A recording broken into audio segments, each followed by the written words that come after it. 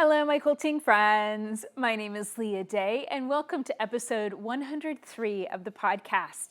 And today I'm chatting with Laura Hendrickson. She is the Registrar of the National Quilt Museum in Paducah, Kentucky. And this is the perfect week to be sharing this podcast because I think the coming weekend is AQS Paducah show. So this is kind of perfectly timely so you can know a little bit more about the behind the scenes of the National Quilt Museum.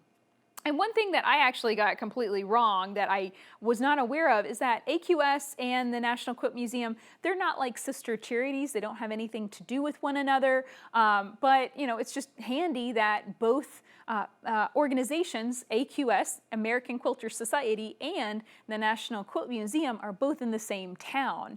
And because of that, they then set up so that the winning quilts from AQS Paducah automatically go into that National Quilt Museum and they become part of the collection, certain quilts, not all of them. So I find that really fascinating, and it was interesting to hear from Laura about just the behind the scenes of how it works to keep track of all these quilts, to take care of them really well. And we talk a lot about the weird techniques and stuff like that. How do we know if things like fusible web or starch or polyester thread are good or bad for our quilts? And what's interesting is that there's actually no real data in the quilts, at least not from the National Quilt Museum, because most of their quilts are very young. So I don't want to spoil anything. If you want to jump straight into the interview and meet Laura, I will make sure to include a timestamp below the video so you can jump ahead. But I always start the podcast with a little introduction and what's going on around the house. And this is what I'm working on today. It says Eye of Calm. This is my latest goddess quilt. And I am doing the trapunto, and it's actually not complete. I put this on the long arm, which is a really big challenge. I was really scared of it, so I took a couple weeks off of it to kind of, gird my loins or something. Kind of pull on my big girl panties or something. I don't know. I finally just said I really wanted to do it fast. I wanted to get the background quilting done and knocked out, so I put it on the long arm and stitched it all out. I'm really happy with that, but there were still some spots that I knew I wanted to do on my home machine, so I left those, but I can do the clipping on some of these lines at least today, and that's exciting. This is actually one of my favorite parts of the quilting process. And I don't actually get to do it very often, which makes me kind of sad. So I need to start planning a lot more quilts with a lot more trapunto. And if you want to learn about this technique and how it works and why I quilt with water-soluble thread for this step, then you can check out my workshop, the Heart and Feather Whole Cloth Workshop. I go step by step, explain all the reasons why you do every step the way you do, and lots of tips and tricks on whole cloth quilting as well, if that is something that you're interested in trying to make. So yeah, definitely check out that workshop. I believe that's at leahday.com/wholecloth. You can check it out there. So a super big thank you to everyone wishing me well last week. I got the worst cold ever after Easter. It was a doozy, and it took me a few days to even realize I was sick. And it was one of those times, and this is very, very rarely happened to Josh and I, we were both sick equally bad at the exact same time. And that has never happened in the 14 years we've been married. So it was really hard to get things done last week when we were both feeling terrible. And the reason why we didn't figure it out is because it was one of those weird sleepy kind of flus where I didn't have a bad stuffy nose. I didn't have a terrible sore throat. I just wanted to sleep and my body hurt all over. And other than that, I, pretty much felt good. I just couldn't get out of bed. Yeah, so that's why I didn't share the podcast this week, because I just couldn't get out of bed. And it made everything an absolute struggle. But, it's one of those things. Whenever I get sick, it just makes me feel so much gratitude for the good health that I appreciate. I usually kind of forget to appreciate, every week. And, you know, it kind of was good. You know, I just kind of took a step back. I did a little bit of the minimum required, but that was okay. And, you know, if I have to skip here and there, I know you guys understand. So thank you for that. And I am feeling a lot better, and that's good. It did take quite a while. Even 5 days in, we were still going, oh my gosh, you know, I still am sleepy. I'm still wanting to go back to bed. So yeah, I'm feeling a lot better, and that is great. I really hate mucking around in a bad cold for a long period of time. And this weekend, that was good because it was a super, super busy weekend. Did a karate competition on Saturday with James, and he won 3 medals, which was really exciting. And then Sunday, I just declared it kind of, I don't know, I guess I was trying to win a gold medal in organization. Mostly I've been being driven crazy by my upstairs office and where I had set up the Q zone. It was just, I was walking in the room going, it's just not right. And it was driving me crazy. So I finally just dismantled the whole room and moved the Q zone from in front of the window over to against the opposite wall. And this is the thing that I think is kind of, I don't know, it's just the remarkable difference between the Q zone and the continuum frames. The Q zone, I have moved now twice, and then I'm planning a third move to take it out to the Crafty Cottage maybe sometime this summer. The continuum, I set that thing up and I have not touched it since. So it's just the difference in the size, weight, and scale of these frames. The hoop frame is very lightweight. It's very small. You know, it's an entry-level frame, and I don't mind picking it up and moving it across the room if I have to. This time I pulled out a level and made sure, you know, I had to use the self-leveling feet because apparently that side of the room is a lot less level than the other side of the room. But that was no problem at all. I just probably wouldn't have done that with the continuum frame. I probably just would have, you know, dealt with it, put up a curtain or something over the window. What it was is the window was causing me some issues with shooting videos, and then that would have been it because the continuum is just so much bigger. Now, that doesn't mean that it's, you know, bad in any way. It's just, it's a much bigger frame. It's a much bigger build. I had an email from someone recently, and I said, you know, kind of think of it like a refrigerator. Once you put it in place, it's kind of there. That's where it's going to go. It's not going to go anywhere else, right? So yeah, it's been a lot of fun, and I've shared several videos actually on the Q-Zone frame.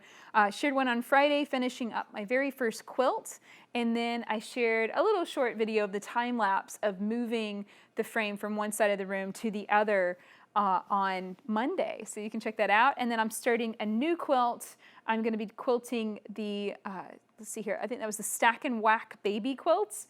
And that's a free quilt pattern you can find at leahday.com. So I'm going to start quilting that on Friday and share some step-by-step videos for you. And I've been getting lots of requests for ruler quilting and making a bigger quilt, you know, so advancing side to side. So I'm going to cover all of those kinds of things and really dig into this because it's a challenge for me, you know. It is a challenge, and it's fun to try and figure out and stitch on it and experiment and then try and figure out the easiest ways of using it.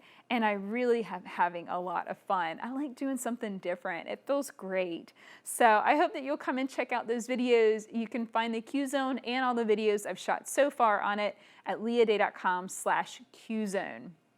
And super exciting, I finally have finished the Miss Bunny Spoon Flower fabric panel. It is done. It is ready for you guys to come and check it out. And the issue that I had that slowed it down a little bit is I just want to make sure that the dots and darts are visible and easy to use and transfer, just in case they were going to get kind of just missed. You know, if you're looking at the fabric panel and something isn't dark enough, then it would have been easy to miss, but everything looks great. I'm super happy with the color. You get kind of a cute little white flowery print for the underwear, Miss Bunny's panties, and then her dress is this dusky pink with flowers, and then I decided to go with a plain hem. So if you use lace with your dress, it's really going to show up against that plain hem, and also plain sleeves. And then her face has the eyes and a smile, a nice brown smile, already printed on her face. So yes, this is the very first version of a Miss Bunny cut and sew panel. The instructions are right there on the panel, and it's available on Spoonflower now. Now here's the thing about Spoonflower. This is print on demand fabric. And yes, it is expensive because you're able to print just 1 yard of fabric and have it shipped to you. So please understand going into it, this is not going to be like the dream big panels. It's printed and cut on demand, and so it's not mass created. And that's why it's, you know, I think it's $18 a yard. But just understand what goes into that, and the printers and the ink and the dye and technology that goes into that, and kind of all the behind the scenes. And please understand that this technology is going to get cheaper.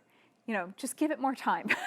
I know it's frustrating, but just give it more time and this will get better. But I really love seeing this as a panel, and I cannot wait to cut it out and sew it together.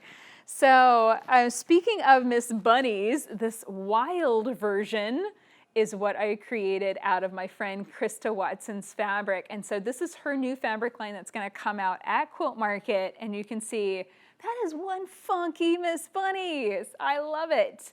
And I have one more to sew, and I've sewn this entirely on my Singer treadle. And I'm using a Singer 15 clone, but I did it entirely on this treadle cabinet. And it was let's just say, a lesson in frustration a little bit. There were, I would not record myself stitching this or feel comfortable sharing it with you guys because there were a lot of colorful language involved. It was tough, and it was tough because I was not just manipulating pieces and stitching something tricky. I was also trying to get the machine going and pedal and keep it going all at the same time, and starts and stops suddenly became a major issue. Thankfully, with that machine, I can go backwards, meaning that I can lift the lever and actually have it stitch in the backwards direction, so I can do a back stitch. However, in order to do that, I have to continue pedaling and keeping the machine running forward. The issue was the treadle base is so old, it keeps wanting to turn the wrong way and driving me crazy. But I got it done. I'm so happy with it. And I'm almost at the point of thinking that she doesn't really need a dress. Krista's gonna be like, why'd you send me this naked bunny? Yeah, but I did go on ahead and make her panties. Where are they? Right here, super cute. And I am gonna make her a dress, but I think I'll probably also send Krista with some hangers so that she could hang the dresses separately, because I'm sorry, that is just so cool looking. I think that Miss Bunny can stand on her own all by herself. Naked as a J-board, I think that's fine. So I had so much fun making this. It was challenging, but you know what? These days, challenging is also fun.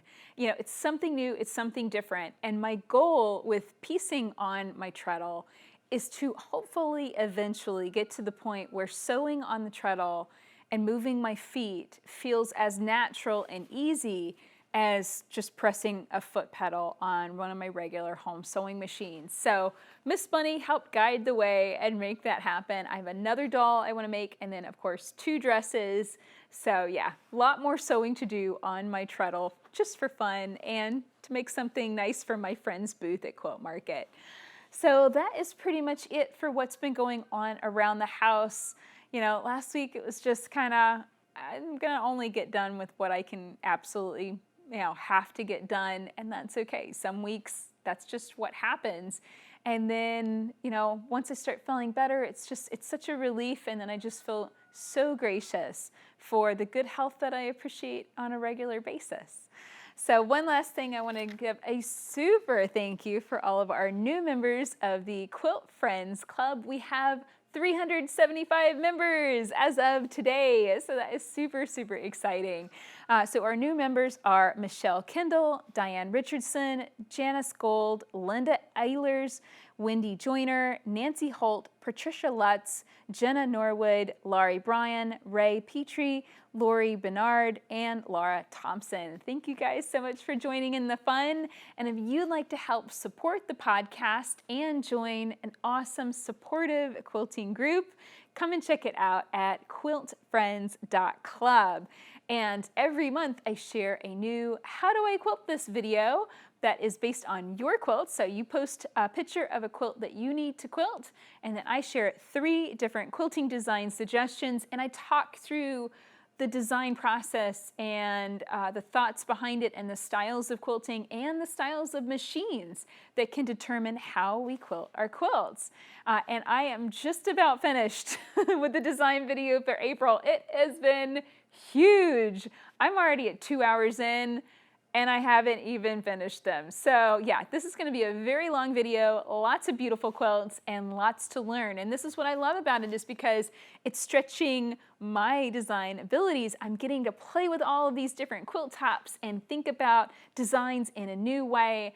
And it's really helping me as a quilt designer to think about the things that I like to see in quilts and how to design for the quilting as well as the piecing. So this has been a really successful series, and it is exclusively for the members of the Quilt Friends Club. So come and check it out and join in the fun at quiltfriends.club.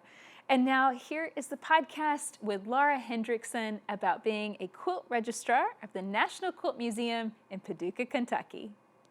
Join award-winning quilter Leah Day for Quilt Fantastic, June 22nd at the Meadowview Convention Center. Contact Bob Bolton of the Sewing and Long Arm Center in Kingsport, Tennessee at 423-246-4520 for more details. Hello, my quilting friends. Today I'm here with Laura Hendrickson, the Registrar and Collections Manager at the National Quilt Museum in Paducah, Kentucky. Welcome to the show, Laura. Hi, thank you for having me. So we're going to chat about what you do as the Registrar of the Quilt Museum. So let's begin with, what are you busy with today? Well, today I am focused on shipping. We are kicking it into high gear for our busy season and also for April, which is a particularly busy month for us. And I will be making arrangements to send back one exhibit to its artist, its owner, and then another exhibit that we just took down, which will go actually to 2 different places. And then I'm arranging a shipment that is going to Japan, quilts of ours that we're loading to a show in Japan. So that's got a whole extra set of rules, different from shipping inside the U.S., and that takes a little bit of figuring things out, a lot of documents, a lot of forms. Sounds like so it. That's goal today, is getting all of those set up so they can all kind of go out together. So a lot of that job is pulling quilts, checking them, making sure that they're clean and ready to go, and then packaging and shipping, right? And then there's the paperwork behind that too, right? So yes, when we have any quilts moving in or out of the building, there's a lot of paperwork that goes with it, and people send their exhibits to us in a wide variety of containers and packaging methods. So it's very important that we send them out exactly how they came back in. So when we pack up an exhibit, it's not always the same. It depends on how it came in. And sometimes it can be interesting. Everybody has a way that they like their quilts handled. And then for us, when we send our quilts out, it's pretty standard. But of course, in this case, because they're going to Japan, we're taking extra care and packaging them different from how we normally would if we were just shipping inside the U.S. Sure. So how long have you been doing this? This seems like a really interesting job, and it's very unique. So how long have you been working at this? I've been at the museum almost 5 years. I started as an intern, actually, with the curatorial and education departments. So I've always been with curatorial. This position specifically, I think about 2 years, which I was doing this work before, and then we sort of kind of changed some things with our staffing. So I'm the first sort of dedicated registrar here at the museum, or at least in quite some time that I know of. And we have so many more exhibits now than we had in previous years. So we really needed a person who could just focus on this kind of thing. We do a lot of traffic, a lot of quilts coming in and out for our exhibits and quilts on loan. And we've really, in the last couple of years, um, amped up how much traffic we have. And so everybody's sort of, we're just kind of always like this, with all that's going on. Yeah, and that's just the stress of what's going in, what's coming in, what's going out, what needs to happen next. And I can imagine if there were multiple people trying to do that, you'd get your hairs crossed, Yeah. and that would be dangerous. So, well, the corner gallery is a section of the main gallery that we've dedicated to a very specific purpose. It focuses on individual artists who may not have enough quilts to fill a full side gallery exhibition, or maybe we want to bring in something that's a little bit. There's a lot of different ways that people could fit into that corner gallery, but that didn't exist until about a year ago, and so that we've added about 6 new exhibits in that section. wow. That's 6 different exhibits now that we have, in addition to the 8 to 10 side gallery exhibits. So we, like for that specifically, we added 6 new exhibits, and they all have all that process that goes with it. Yeah, yeah. Or all the time. It sounds like it. So is this a normal day? Just like every day, it's basically paperwork, it's quilts coming in, quilts going out, it's planning ahead. Is that just a typical day as a museum registrar? Yes, it is typical, but it's not every day. And I do so much with the exhibits. When there's an install, I'm part of the install team, so I'm in the gallery actually putting the quilts up and taking the quilts down. And I do a lot of different things on a daily basis. It would take me a while to list them, but I can kind of plan my day around what has the highest priority. And there are very few days that are ever the same. So every day I come into work, I look forward to something new and different, and it's never boring. Good. Well, yeah, I think that's wonderful to know because museums can seem stuffy. You know what I mean. Kind of like you might get kind of stuck in the same job over and over and over again, and that's really good to know that it's different every day. And what is your favorite part of the job? Like, what do you look forward to the most? Well, because we have so much traffic, I think of the work that I do in sort of 2 categories: the quilts that belong to the museum and the quilts that don't. So with the quilts that belong to us, I get to know those pieces and their history and their makers very intimately, and I have a kind of, I think, a relationship with the objects, and then we as a museum also have a relationship with the artists. And it's like old friends, And then on the other side of that, with all the quilts that are loaned to us that we show on exhibition, they're here for a few months and then they're gone. And so I don't get that super deep connection with the pieces or the artists, but there's that constant freshness of something new, something different, something I haven't seen. So I like that there is a balance between the two, and it really, I love that aspect of the job, that there is the I guess the even split between that constant changing and the old friends side. Yeah, that totally makes sense. And speaking of like kind of that connection with the quilts, are there some favorites that you have? And with a particular quilt or with a particular quilter, anything that you're just like you're excited to see that quilt come out again? Oh, absolutely. And I don't know. Everyone has favorites. We all know that, but we certainly don't want to put any quilts above others. So I don't know if I should call them out by name, but I do have particular techniques that I love. I'll say that. So anytime we put one of the quilts out that are covered in crystals, for example, I get pretty excited. Nice. So without naming any names, just to be fair, I do have favorites, but anytime there's bling on a quilt, I'm excited.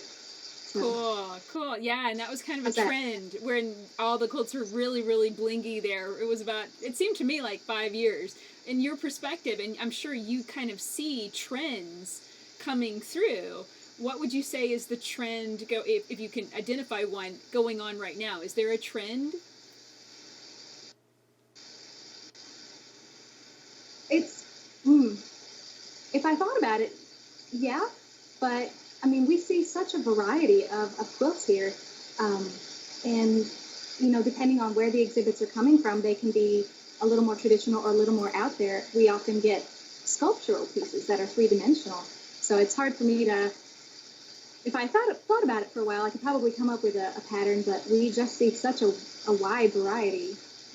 Yeah, and trends are always that kind of like you see it in the past, it's kind of like, oh, we just got, kind of when you see a quilt that has that trend and it just kind of like, oh, I haven't seen one of those in a while, but then I remember seeing tons of them 5 years ago. It's kind of that kind of thing. That's why that said, Yeah. My perspective about crystals was that was kind of 5 years ago, but that's just my perspective when I was looking at shows, and maybe that's just me not really being in it for that length of time. So I don't know. It's really one of those funny things. I think I would agree with that. I don't feel like we're seeing a lot of brand new quilts that are covered in crystals. I don't know if people think it's too kitschy now. Yeah, it's just I'll put my mind.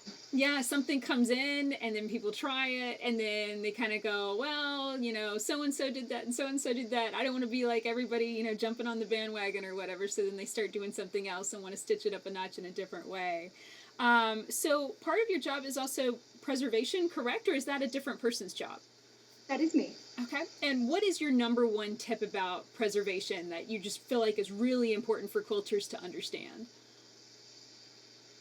Well, there are a lot of things to consider, but I think that maybe if I just had time to say one thing, I would say maybe think about where you live in your house. That's where you want your quilts to live in your house. And that means don't put them in the attic or don't put them in the basement where it's really hot or really cold or too dry or too wet. If you're comfortable in a certain part of your house, that's where you want your quilts to be. And then, of course, light is a biggie. So if you have your quilts on display in your own home, don't display them right next to a window where the light hits them every day. So I could go a lot deeper than that, but that would be, I guess, if I could just get one comment in. I guess that was technically 2 comments, but there's always multiple layers to quilt preservation. I know that, so that's why I wanted to say, what's the number one thing? Get it out of the attic, get it out of the basement, keep it where you are. I think that's really great. And I did watch your video on storing quilts, and I thought it was excellent. I'll make sure to link it up with this podcast so everyone can find it easily. And the first step, whenever you were folding the quilt and spreading it out, you washed your hands and then you put on gloves, and that was to stop the oils from your hands getting on the quilt. Can you just tell us a little bit about what happens when you touch a quilt and those oils get on the quilt? What happens over time? It will discolor the fabric. And I will say, too, that video is the first in a series. We're actually going to be filming another one, I think, in the first week of May. So that'll be available. So we'll have those videos going into the future on different preservation topics. But the dirt that you have in your hands, on your hands, or the oils in your skin, they can discolor fabric over time. We actually have a wooden sculpture of a quilt in a section off of our main of our lobby, and so we have the object, and then we have a small touch piece, and we say to people, pick this up so you can get a sense for what the weight of the material is. And we like to use that to illustrate to people, look at how pristine the sculpture is, and look at how gross this touch piece is. It's just a completely different color. And we don't have any we do have some touch pieces in the gallery, but nothing that so clearly illustrates that. So I'm glad that we have that to show people. Yeah, so it adds up pretty quickly over time. So there are a lot of materials that quilters like to argue about. And I don't know if you've ever gotten into one of these debates before, but one of the biggest ones is whether to use starch on fabric or not. Is there any evidence within the quilts that you have experience with that starch is bad for quilts or bad for fabric, and it in any way degrades the material? Not that I'm aware of, I will say that. I would say if someone had used starch in the quilt that's in our collection, they probably would not have told us. I don't think it's something people think about when they create their list of materials and techniques. But if it were a big problem, I think some of our quilts from the 80s and 90s, probably we would have seen evidence of it now. So I wouldn't say definitively yes or no, but I would say that I am not aware of any issues with it. Yeah, yeah. And how about the other thing? There's basting sprays and adhesives and things like fusible web. And these things are very, very new. Has there been any sign that these cause issues, or is it just too new and too soon to say one way or the other? I've been thinking a lot about that actually, because when people there are so many resources out there for antique quilts, and we are dealing with a completely different art style, I guess you'd say, and I've been trying to sort of figure out some of those different things. And I don't have a chemistry degree, so I'm doing the best I can. But the fusible, I haven't seen any issues with that, and I get a good sense of the different products sometimes with the hands-on projects that we do here in the museum. So I get to experiment with a lot of the products. I haven't really seen anything that's degrading in the quilts that we have, but I'm not sure what kind of time period we would need to look at. So like I said, our quilts go back to 1980. That's our oldest quilt. So we're still in the realm of what is very new. So going forward, I expect to need to resolve these issues maybe as they come up. But at this point, all of our quilts are still in great condition. We don't really have anything that's just falling apart. Yeah. Yeah. But I hope to be able to be a resource for that as we go forward. Yeah. And I've been looking into maybe touching base with some of the manufacturers to see what kind of information they can give us about what is going into the products and whether they've done any testing. So I'm hoping to really dive deep into that over the next few years. Yeah, I think that's really, that side of it is very fascinating. And there's a lot of, like, in the consumer kind of quilter, the hobby quilter, there's a lot of kind of myth talking, and we talk about stuff and we try and talk about it like it's fact, but the simple fact of the matter is no one actually knows. And so we kind of, something will get branded as terrible, like starch kind of has had a bad reputation, and yet then fusible webs, which I feel like need to be questioned a lot more than they are, they're used widely. So I find this really, really fascinating. Anything on paint yet? I know painting quilts is kind of a common thing, and dyeing quilts. Have you seen any bad effects from paint or dye, to your knowledge, to your experience? No. Now, I mean, our quilts that we have they're very well cared for here, and of course they were well cared for before us. So these aren't quilts that have been overly handled, folded a bunch of times. But with the painting, I know we have a lot of concerns about if it will crack over time and peel off. We get more and more mixed media quilts coming into the collection. A new acquisition from last year actually is quilted with copper wire. Wow. And yeah, so that's one of them that I've had really in my mind a lot about how am I going to protect that quilt going forward.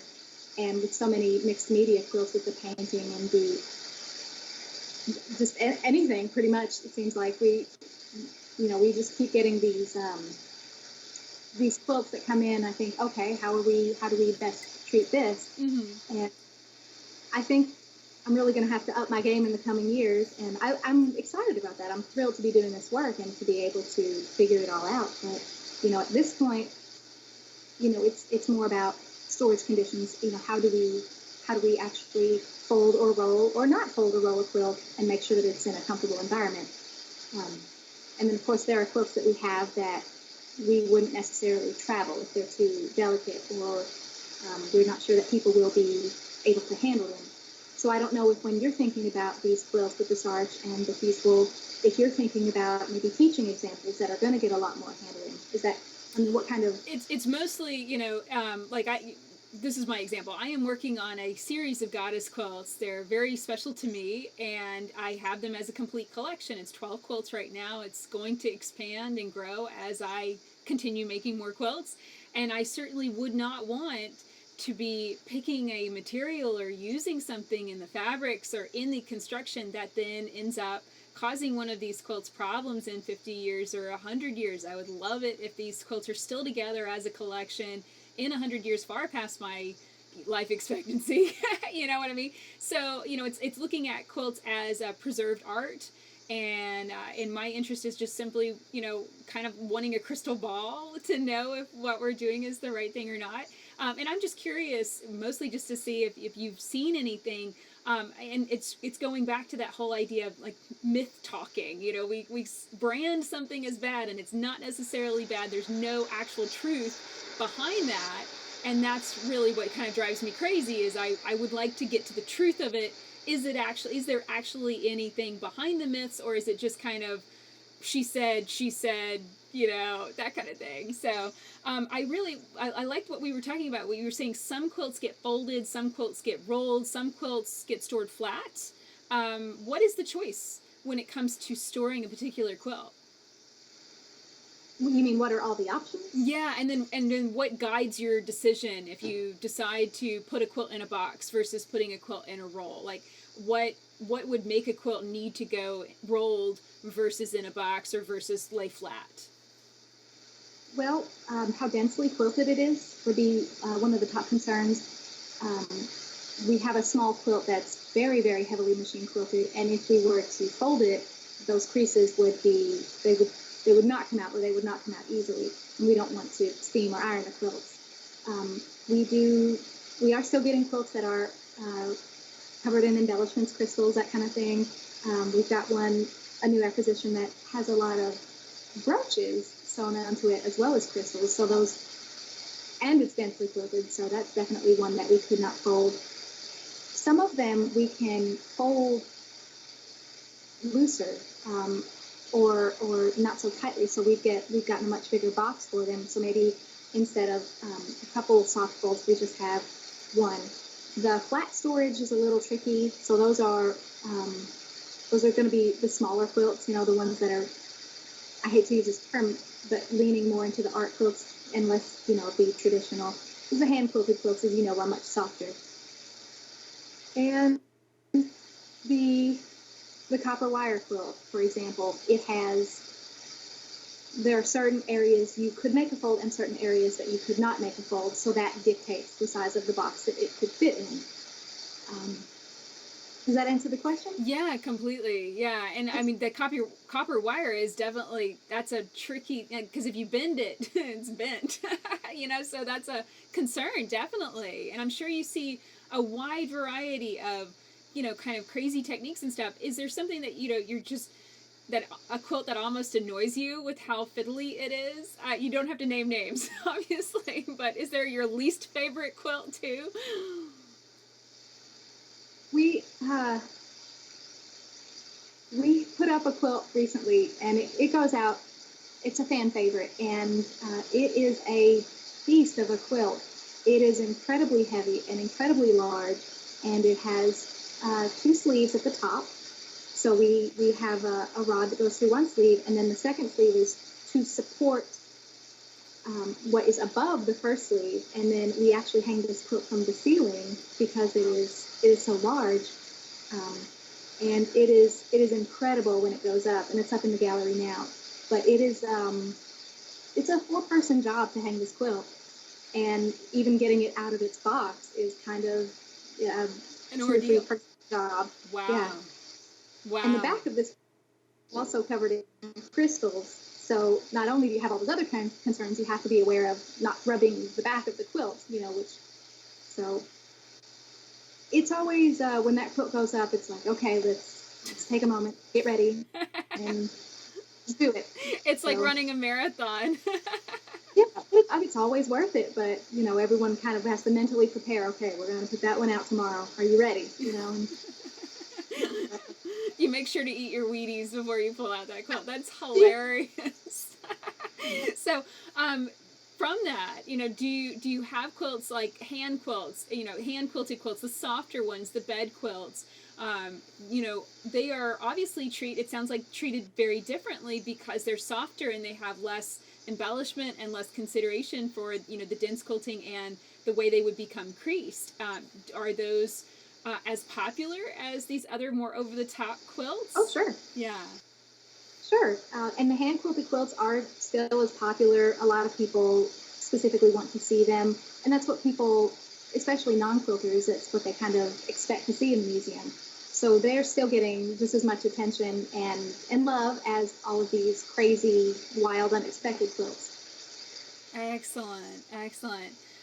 So the AQS Paducah Quilt Show is quickly approaching, and I'm sure that that kind of makes everything a little bit crazy. Are you doing anything to prepare for that big event that's coming up?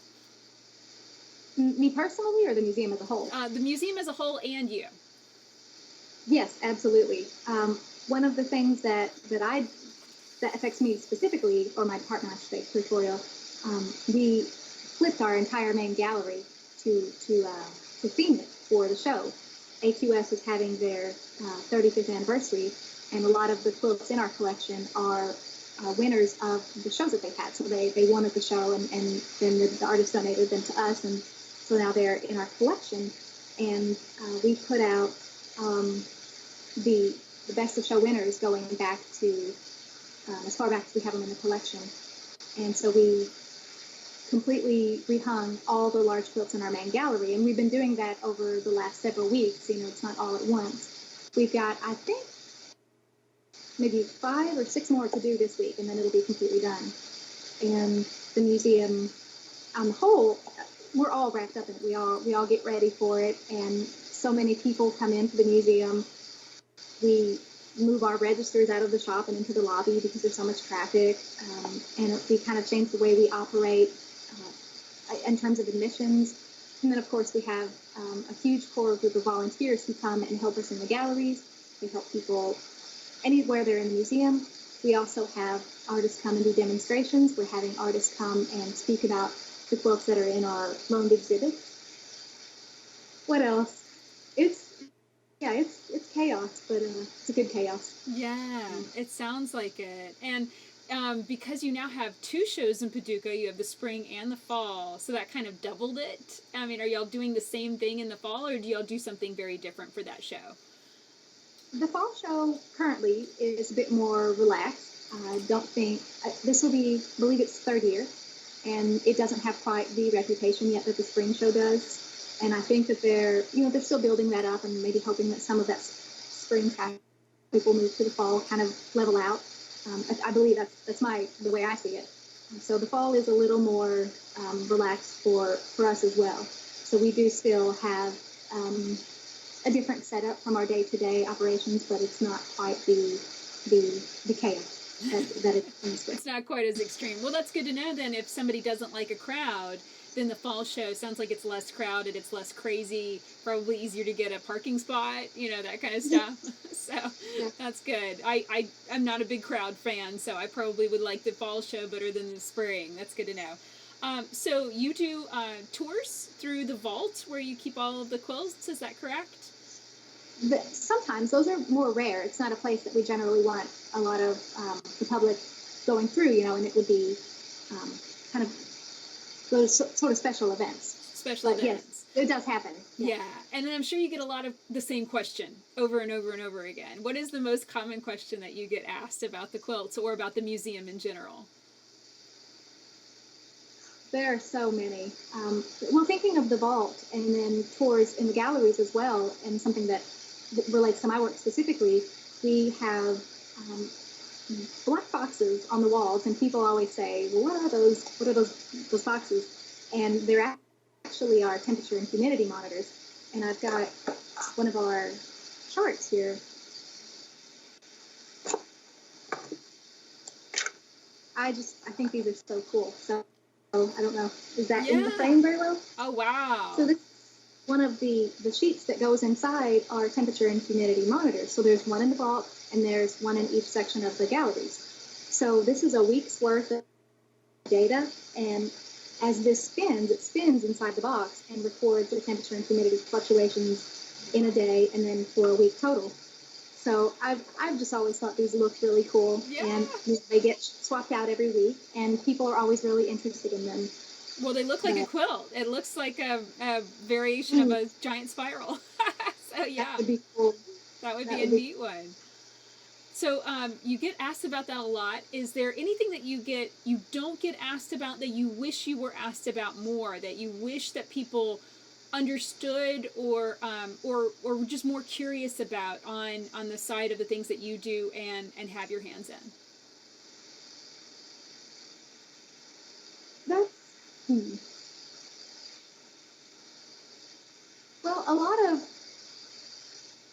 so much of our mission is about expanding people's perspective on quilting.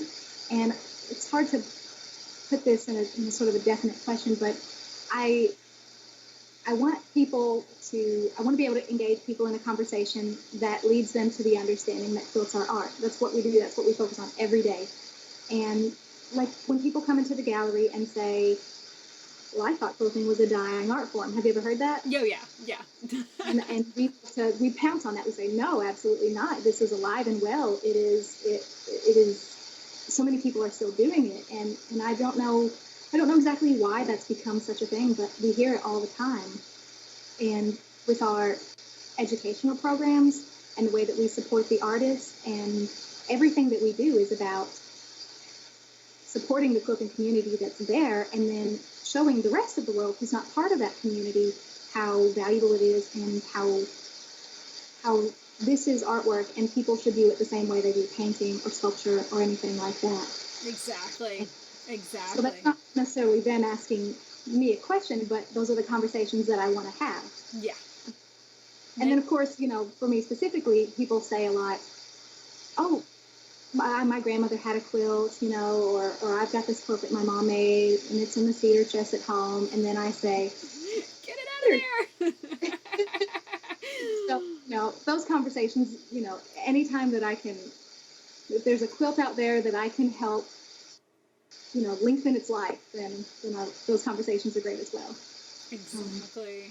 Well, thank you so much for being on the show today. I had such a great time learning more about the side of the Quilt Museum, and I'm really looking forward to it. I'm going to try and get to Paducah and come meet you guys and see all the quilts sometime. Maybe the fall show. I think that would probably be a better fit for me. But the question that I always ask at the end of the podcast episodes is, what are you most looking forward to in your role as registrar? What are you most looking forward to in the next 5 years? Are you planning on sticking with this that long? And are you looking forward to, I guess that would be 10 more AQS shows in Paducah and all that comes with that? Absolutely. Yeah, I'm committed. I'm very passionate about this. And like we spoke about before, the idea that these quilts going forward into the future are different from the quilts that people have, the antique quilts, and it's just going to be a whole new world of how do we care for these new things that are being created. And I am really excited to see where that goes, to see what I can learn and what I can share with the world. And I think there are other museums out there who are going to be helping to answer that question as well. And a lot of people like yourself. So that is definitely one of the things that I'm very, very excited about. But where quilting is, I don't know if where it's headed is the right word, but where it is and where I think it will continue to be, just this amazing art form. And thinking about exhibits, what we have, what we borrow and bring into the museum, we will never run out of options for amazing art. It's incredible. There are so many things that we want to have in the gallery that we've seen out there, and it will just be, we have such a huge pool to draw from. So I can't wait to see, what we'll plan for the next year and the next year after that, and who we're going to discover and who we'll be able to bring in. It's always exciting. From day one, this has been exciting, and I think it always will be. Wonderful. Well, thank you so much for sharing this with us. We had a great time hearing more about Registrar at the National Quilt Museum. Thank you. Thank you. Thank you for having me. Join award-winning quilter Leah Day for Quilt Fantastic, June 22nd at the Meadowview Convention Center. Contact Bob Bolton of the Sewing and Long Arm Center in Kingsport, Tennessee at 423-246-4520 for more details.